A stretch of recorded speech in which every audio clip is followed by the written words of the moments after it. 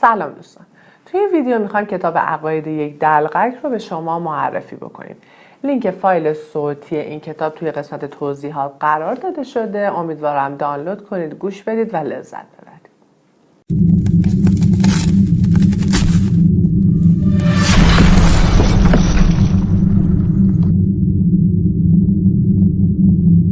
این کتاب نوشته هاینریش بول، نویسنده آلمانی هستش و درباره زندگی دلقکی به نام هانس هستش. هانس 27 سالشه، از یک خانواده ثروتمند آلمانی هستش و به شهر بون اومده. به خاطر شغلی که داره مداوما از شهری به شهر دیگه میره و توی هتل ها اقامت میکنه و داستان زندگیش از اینها آغاز میشه. والدین هانس پروتستان بودن، اما هانس رو به یک مدرسه کاتولیکی میفرستن. اون توی مدرسه با ماری که یک کاتولیک هستش آشنا میشه و اونها شروع به زندگی با هم میکنن. اما چون مذاهب متفاوتی از هم داشتن، هیچ وقت ازدواج نمیکنن و علت این ازدواج نکردنشون اینه که هانس قبول نمیکنه که فرزنداشو به عنوان یک کاتولیک بزرگ کنه. هانس و ماری سالها با هم زندگی میکنن اما هیچ وقت ازدواج نمیکنن و بچه دار نمیشن. سالهای بعد یک کنفرانس کاتولیکی توی شهری که اونها زندگی میکنن برگزار میشه، اما هانس به خاطر اینکه اجرا داشته نمیتونه تو اون شرکت بکنه. صبح که از خواب بلند میشه با نامه از طرف ماری مواجه میشه که متوجه میشه ماری اونو ترک کرده و دیگه هرگز ماری رو نمیبینه. زمانی که هانس به بون برمیگرده به پدر میلیونر خودش نامه مینویسه.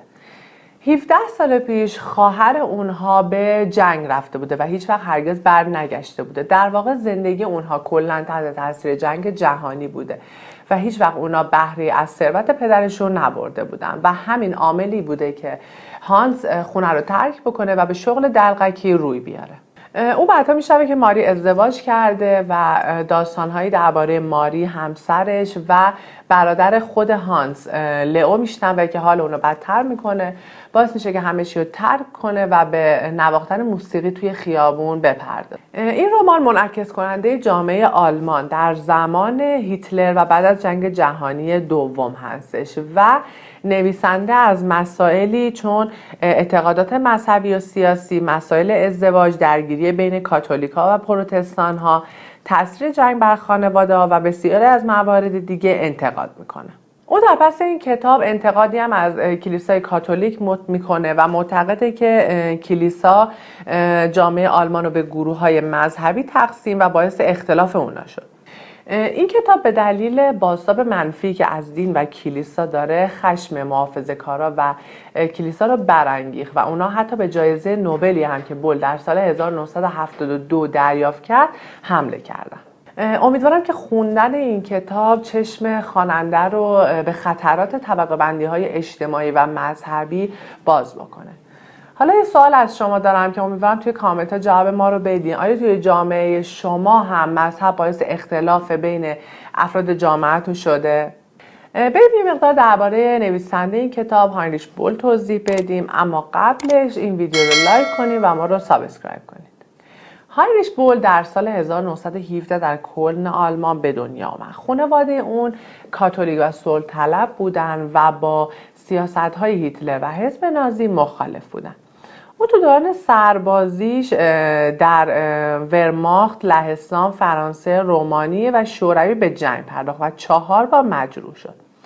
توی سال 1945 توسط سربازان ارتش آمریکا دستگیر و به اردوگاه جنگی فرستاده شد. بول توی 30 سالگی به طور تمام وقت به نوشتن پرداخت و اولین کتابش به نام قطار به موقع رو نوشت. اون نویسنده خیلی موفقی بود، به طوری که تو سال 1953 جایزه فرهنگ صنعت آلمان، جایزه رادیو آلمان جنوبی و جایزه منتقدان آلمان رو دریافت کرد. تو سال 1954 جایزه تریبون د پاریس و در سال 1955 جایزه فرانسوی بهترین رمان خارجی رو دریافت کرد. در سال 1958 جایزه ادوارد ورن دهیت و در سال 1959 جایزه بزرگ ادبیات شهر کلن رو دریافت کرد.